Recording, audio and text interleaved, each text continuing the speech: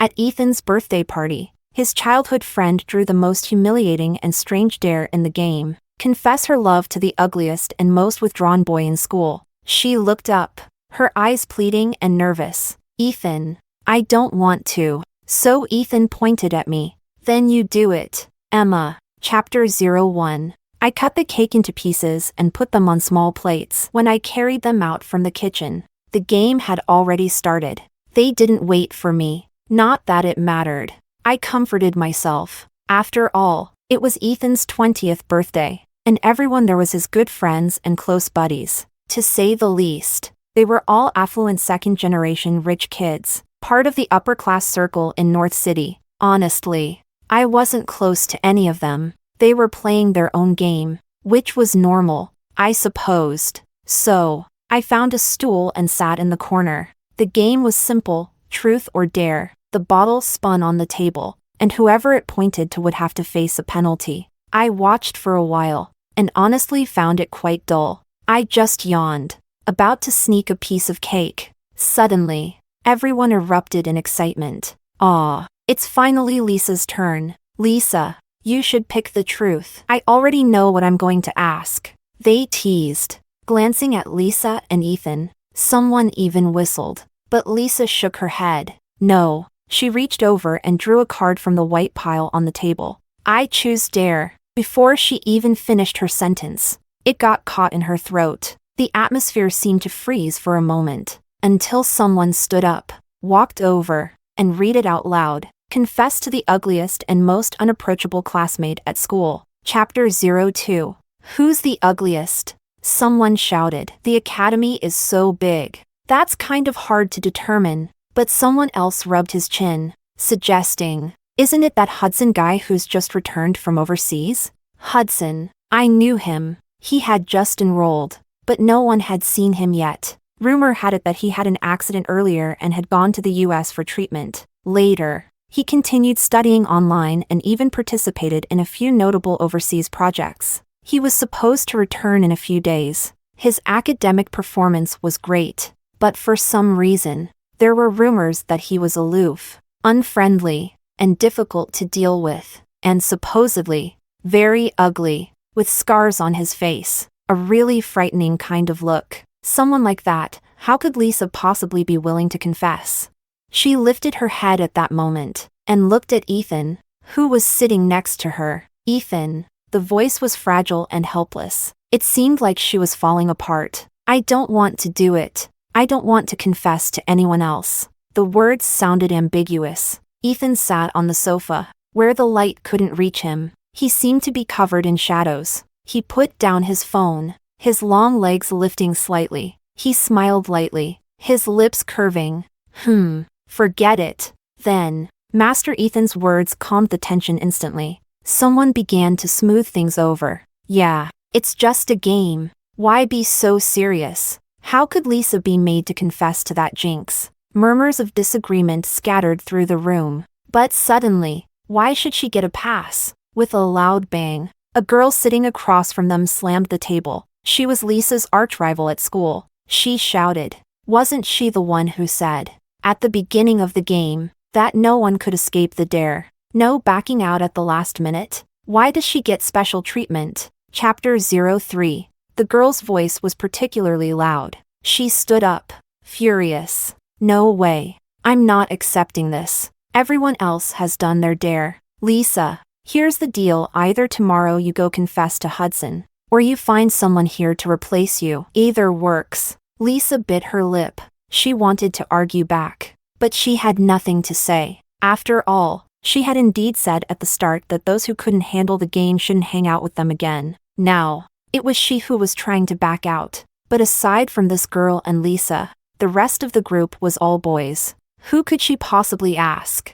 She tugged on Ethan's sleeve. "Ethan, say something." Ethan, still being held by her, wore an indifferent expression. His gaze drifted over the crowd. Slowly, it landed on me. A bad feeling suddenly crept over me. No way. Ethan, are you really going to do this?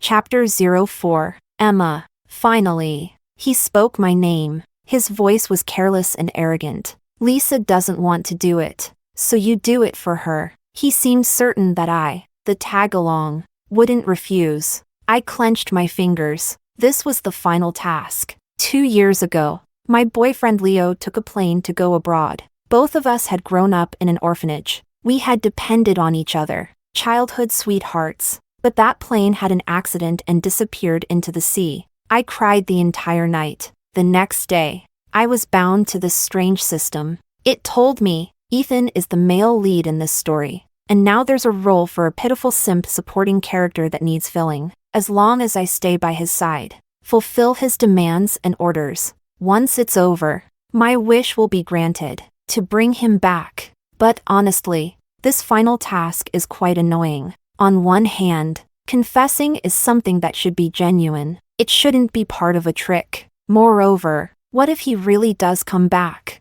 What would he think if the first thing he saw was me confessing to someone else?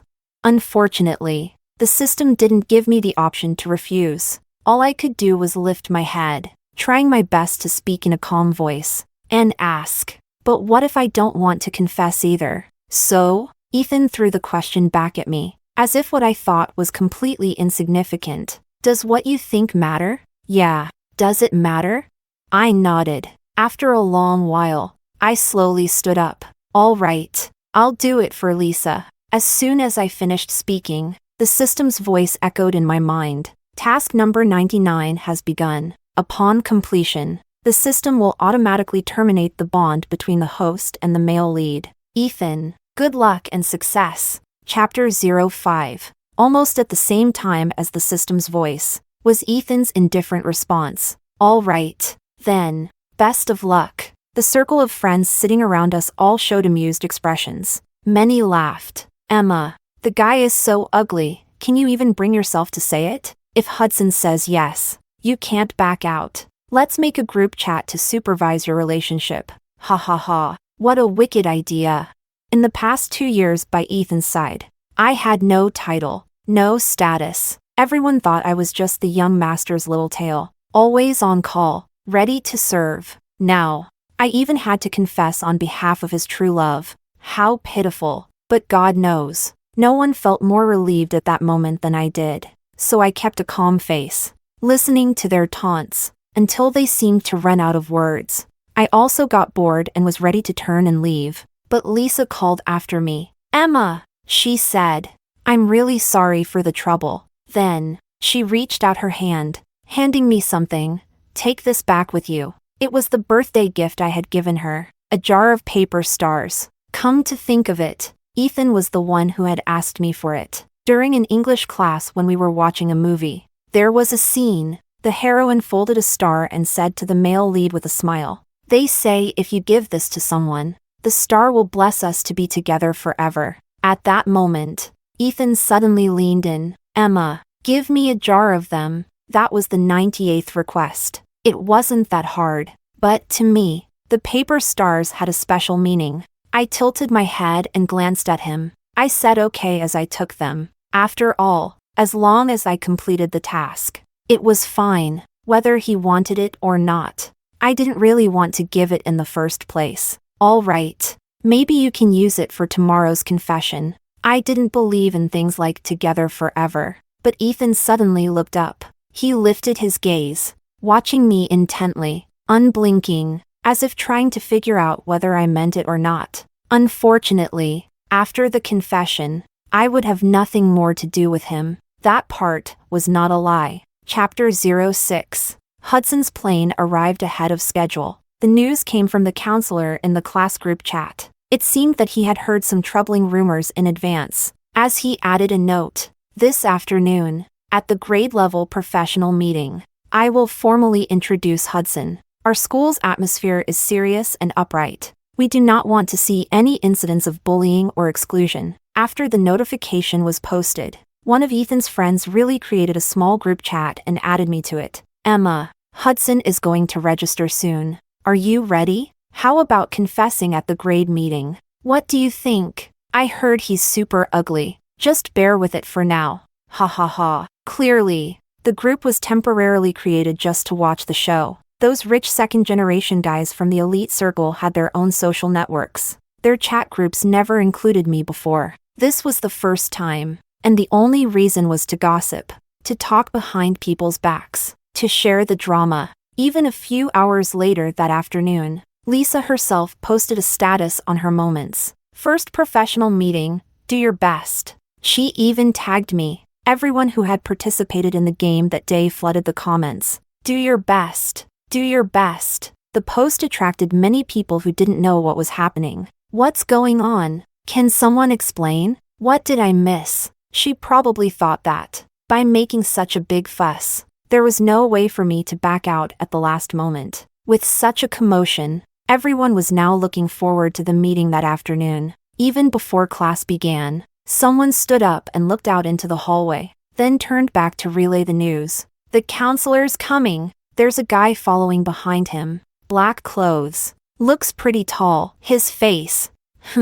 Someone called my name. It was one of Ethan's friends. Hudson's here. Go on. He spoke loudly. I flinched and turned back, annoyed. Ethan was sitting in the back row, looking at me with a half smile. His lips moved slightly, as if saying, "You can still back out now, Emma." In that confusing moment, Lisa gave me a push. I stumbled forward, and ended up falling into the guy who had just entered. He was wearing a black wool coat, tall, with a faint scent of pine. There was something oddly familiar about him. The counselor's voice came from nearby. This is Hudson, the new student who just returned from overseas. Chapter 07. Hudson. A metallic ding echoed in my mind, a reminder from the system about my task. It wasn't supposed to be that hard. Just a simple confession. Afterward, I could sincerely apologize for the deception. But when I looked up, the words I had prepared got stuck in my throat.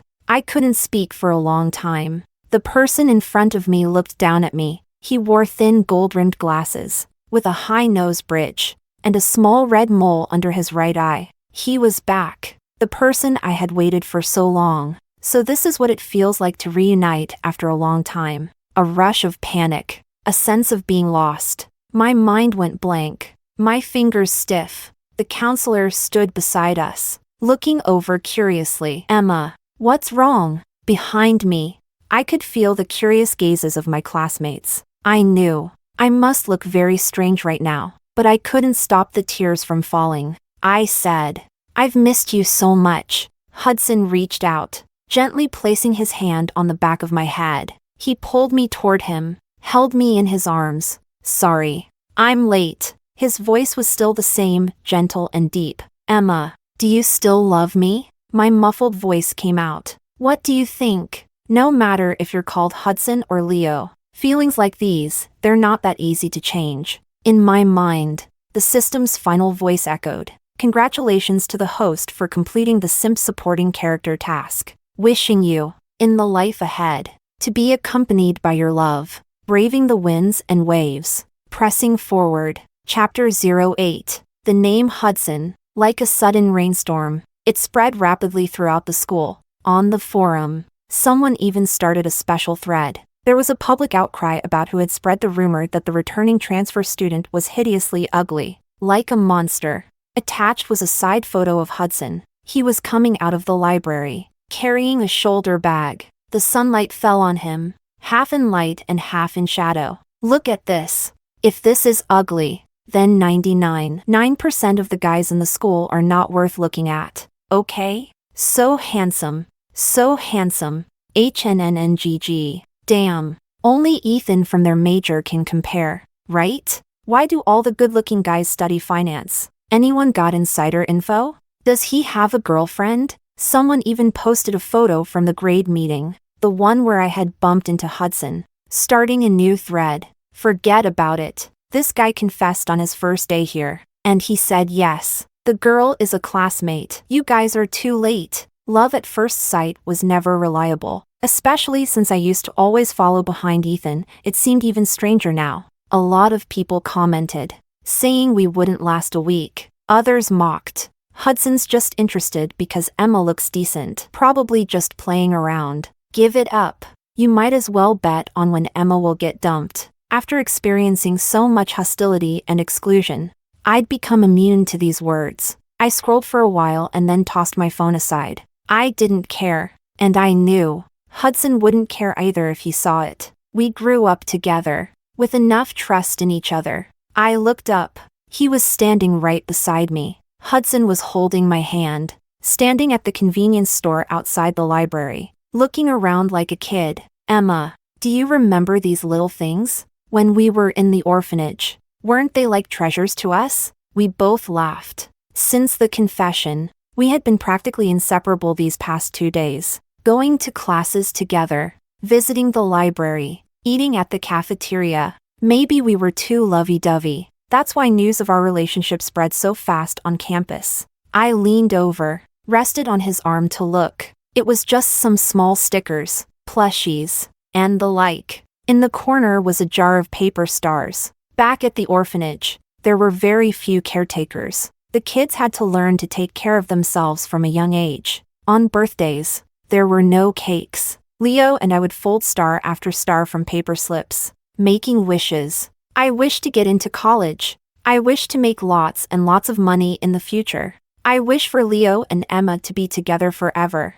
Life was simple then, but it was pure. Hudson handed the change to the shopkeeper. Can I get 2 strips of colored paper for folding stars? Chapter 09. I couldn't help but laugh. Why are you so childish? Hudson, however, remained serious, just like before. He put the star he folded into my palm and took mine. Carefully, he put it in his pocket. Then he suddenly leaned over, getting close to me. His gentle breath brushed against my face. His fingers traced my cheek. Emma, don't move away. His kiss fell, quiet and gentle, like the stars on a winter night. Afterward, I realized Hudson had sneakily taken a photo. I lunged at him, trying to hit him. Are you crazy? What's there to take a photo of? He smiled, looking a little mischievous. I need to mark my territory, he said. He had seen the comments on the forum too. Even though he knew they were nonsense,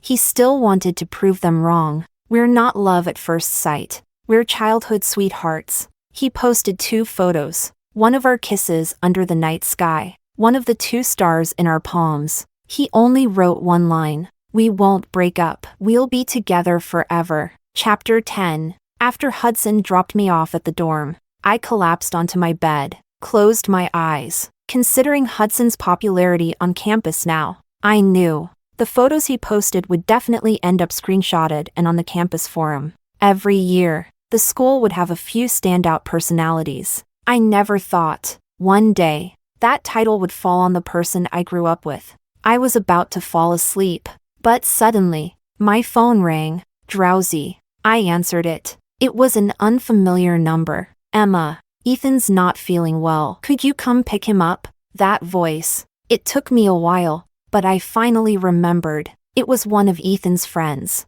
Some rich kid who had also attended his birthday party that day. Ridiculous. I was completely baffled. Doesn't he have parents or friends? Family, teachers, counselors. Why call me? There was silence on the other end. Then the voice softened. But he's been calling your name. I hung up immediately, but I didn't expect Ethan's friends to actually drive over and drop him off at my dorm. And they sent me a message. Come down, or we might just find your counselor tonight. Their tone was as annoying as always. I really didn't want to deal with this, but it was already 10 at night. There was only half an hour left before the dorm building would close. My roommates had a habit of going to bed early. 2 of them were already lying down with face masks on. I really didn't want to disturb them because of my own issues. After thinking it over, I put on a coat and went downstairs. It was winter. The weather was already very cold. Ethan was alone. He stood under the dim streetlight,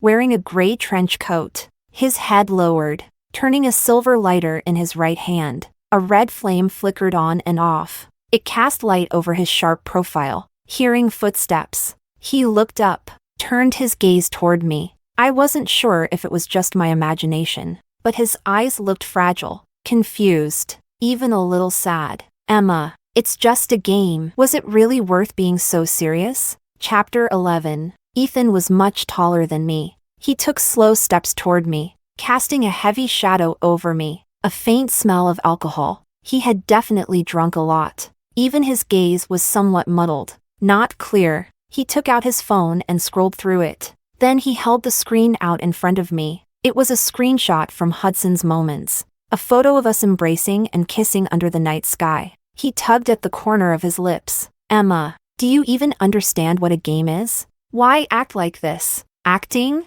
Ethan, since when did you become so pathetic?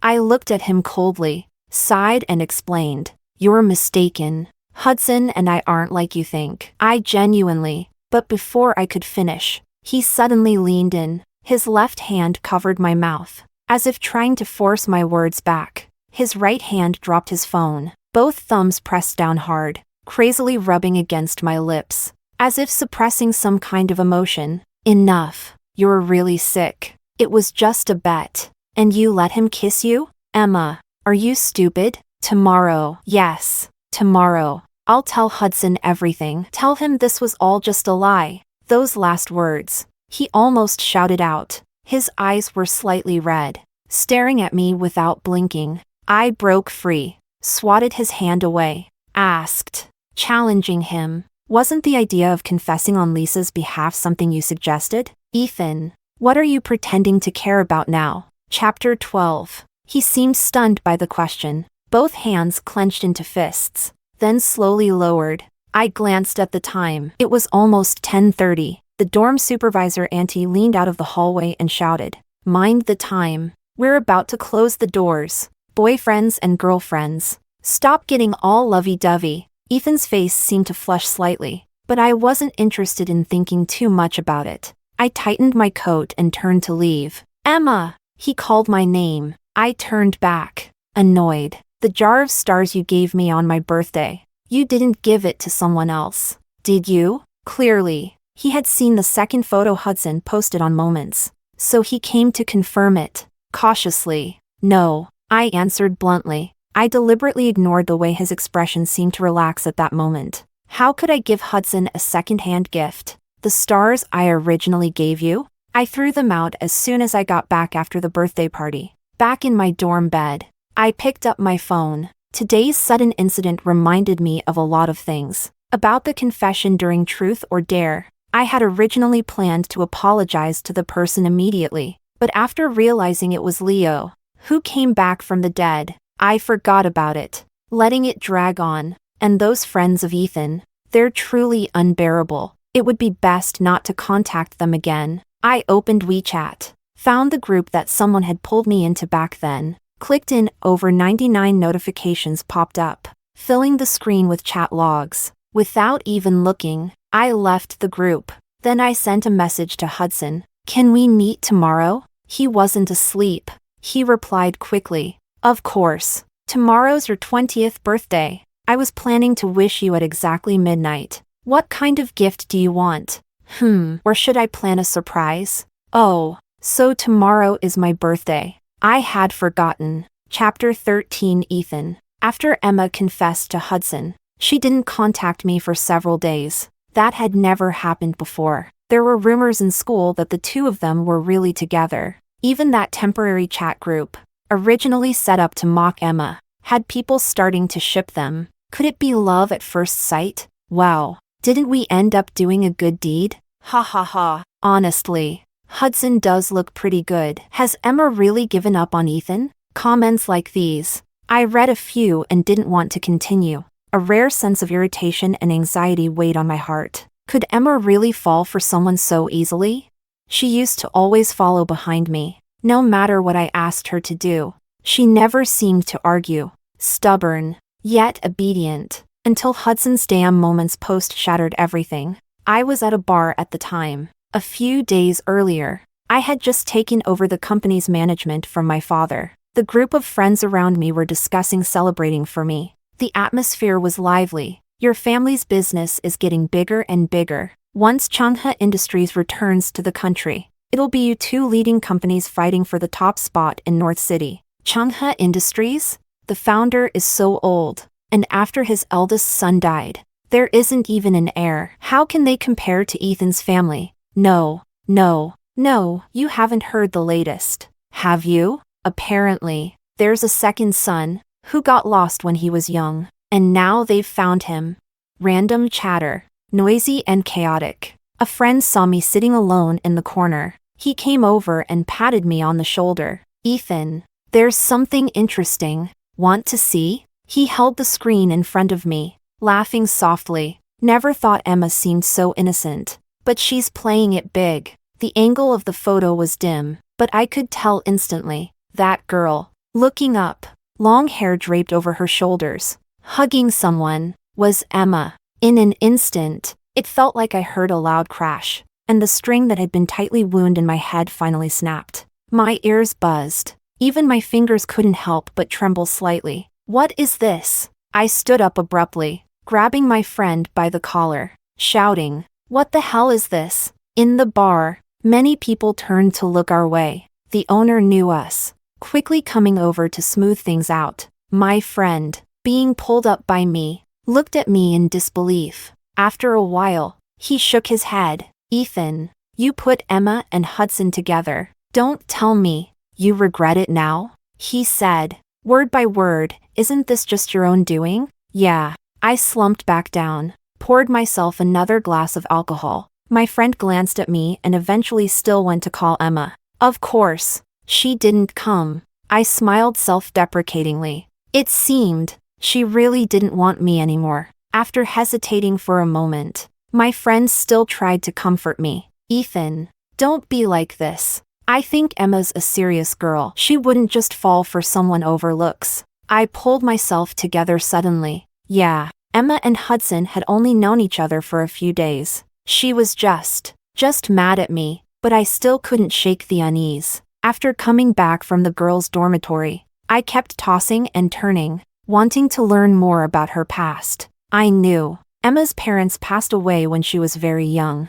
She grew up in an orphanage in the suburbs. The orphanage still exists. So, the next morning, I drove there. I met a woman in her 50s. She had worked there for over 30 years. When I mentioned Emma's name, she thought for a moment, then nodded. "Oh, her, the girl who got into college 2 years ago." She looked me up and down, finally stopping her gaze on the watch on my right wrist. 7 figures, globally limited edition. Her tone instantly became enthusiastic. "Come in, young man. There are lots of her photos in the archive room." When she first came to the orphanage, she looked sad every day. Then in elementary school, she tied her hair in 2 braids. Later, in middle and high school, she gradually grew into a graceful young woman. She learned to dress up, do her makeup, and choose beautiful dresses. Before I knew it, a smile had appeared on my face. Turning to the last photo, it was a group photo of all the kids leaving the orphanage that year. Emma was standing in the middle. Beside her was a tall, skinny boy, short hair, thin-rimmed glasses, a small red mole under his right eye. Damn it, it was Hudson. The woman glanced at my expression. Cautiously, she said, "Young man, you wouldn't happen to be Emma's boyfriend, would you?" I froze, unconsciously swallowed. "Yes," she said. "Oh, the one next to her. He was Emma's first love. But you don't need to worry, because Leo, he's already dead." Dead. I turned my head mechanically. She continued talking. "He died in a plane accident. I heard he was rushing back to attend his girlfriend's birthday and even changed his flight for it." My mind felt like mush. If the person in the photo no longer existed, then who was the person I saw at school? A replacement? So, Emma, was it really because of that face that she got together with him? Love at first sight? I clenched my right hand and thought in a daze, what about Hudson? Is he willing to be a shadow of a dead person? If I told him, would he still be willing to stay? Chapter 14, Emma. Since Leo's plane accident, I hadn't celebrated my birthday for the past 2 years. Besides, apart from him, it didn't seem like anyone else remembered such a day. Hudson reserved a private room at a Cantonese restaurant. He went to pick up the cake first. I went up alone. I had just sat down when I received a text message from an unfamiliar number. I went to the orphanage. "Break up with him, please?" No signature, but it was obvious. Ethan. That maniac. I deleted it immediately, blocked the number. Hudson happened to come in just then, carrying a huge cake. There was no way the two of us could finish it. If we can't finish it, just take it back and share it with your roommates. He smiled, his tone gentle, whether in the past or now. He was always so considerate and meticulous. Facing his gentle gaze, I thought for a moment. Hudson, I need to tell you something.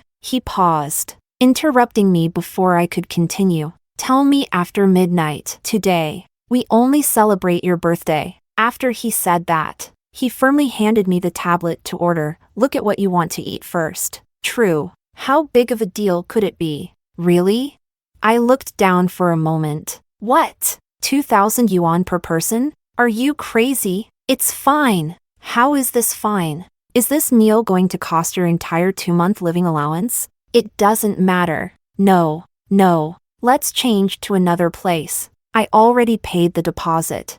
The door to the private room was pushed open from outside at that moment. Emma, come home with me. Chapter 15. Ethan. He was still wearing the coat from the last time I saw him. He looked travel-worn, as if he'd been rushing around for a while, exhausted, with dark circles under his eyes. Cold mist followed him as he came in. His gaze swept quickly over Hudson and landed on me. I turned my head away. Didn't want to look at this lunatic. Hudson stood up, holding my hand. He positioned himself in front of me. His voice was gentle, yet carried a sense of authority. So, what do you want with my girlfriend? Girlfriend. Those words seemed to finally provoke the person standing across from us. Ethan lunged forward, grabbed Hudson by the collar. Are you insane? What did you call her? His tone was suppressed, angry, with a hint of frustration. Hudson, the veins on his wrist stood out, as if he was using all his strength.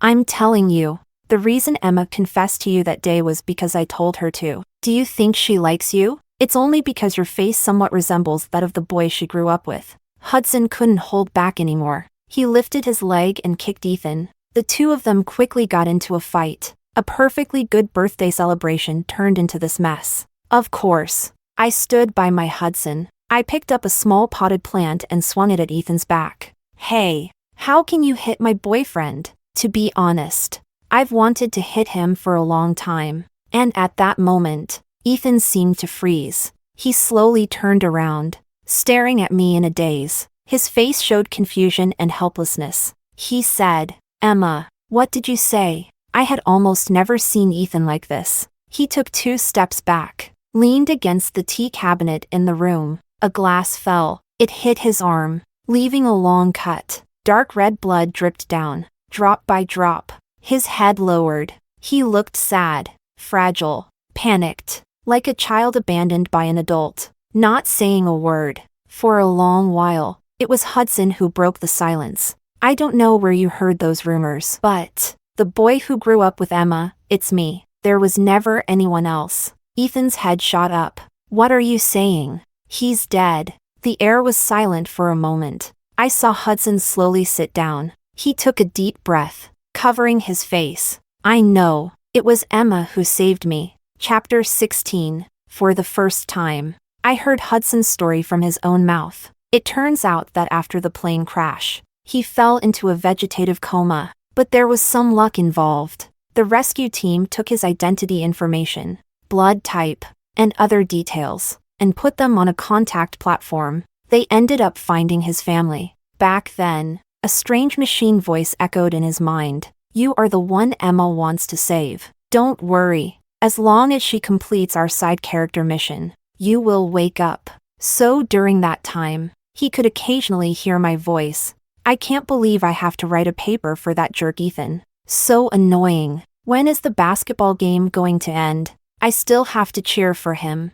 Hold on a bit longer. Emma, just 2 more tasks, and Leo will be back. Confess? Leo, you're coming back, right? A tear seeped out from between his fingers, slowly slid down Hudson's cheek. He put his hand down, and only then did I realize. At some point, his face had become covered in tears. Emma. Hudson took a deep breath. His voice trembled slightly. The moment you agreed to confess for someone else, I woke up from my hospital bed. At that moment, I thought, Am I really worth all this to you? Chapter 17. Ethan stood quietly in the corner. It was as if he had been blown by a cold wind. His face pale, aside from his fingers, curled up and still dripping blood. He didn't move at all. After a long while, he said nothing, suddenly turned around and left. And for a long time after that, I never saw him again. Hudson and I continued as usual, attending classes,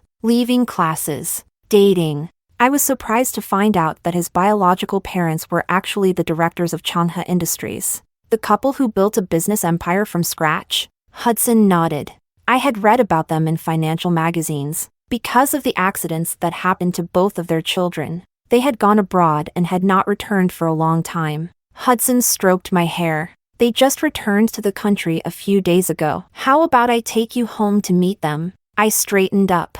They won't look down on me, will they? No way. Another reason the elderly couple returned to the country was to hand over the company's management rights to Hudson. They had bought a villa in the suburbs. They were keeping busy, planting flowers, growing vegetables, rescuing stray cats and dogs. When I went there, they had been preparing several dishes since early morning. Hudson's mother kept putting meat into my bowl, her gaze toward me gentle and warm. Emma, eat more. From now on, consider this your home, my own home. Hudson held my hand under the table, our fingers intertwined tightly. He smiled at me. Before graduation, I still stayed in the dorm. Hudson drove me back. When I got in, I noticed there was a new package on the table. My roommates were gathered, chatting. Hey, have you heard that Lisa got caught cheating on her professional course retake? Really? I've always felt she was a bit shady,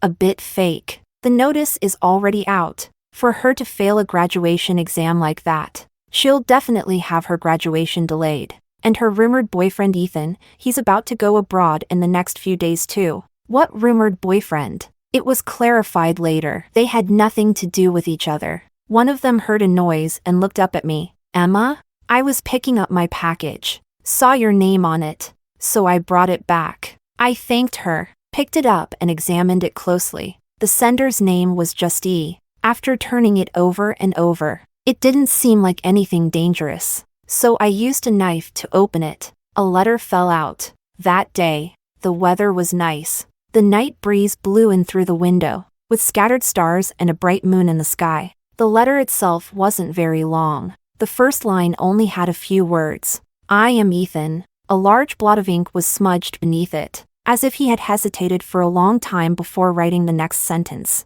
Emma, these past 2 years. I'm sorry. I often wonder if, in the past 2 years, I had treated you a bit better. If I hadn't asked you to do those unpleasant things, hadn't asked you to run errands, to confess on behalf of others, would you have been a little more hesitant to leave? I looked out the window. Suddenly I remembered that day of my birthday. When Ethan learned about Hudson and me, he leaned against the cabinet. His head lowered. His lips moved slightly. His voice was very quiet. He probably thought I hadn't heard. So what then, Emma? So these past 2 years. What did I mean? I slowly folded the letter, put it back. Just then, my phone rang. It was Hudson. His voice was gentle. Emma, when will you come to my house again? You just left. And my parents are already talking about you. I smiled as well. Sure, tell me what they like. I'll bring something next time. The future is still long. Everything will get better.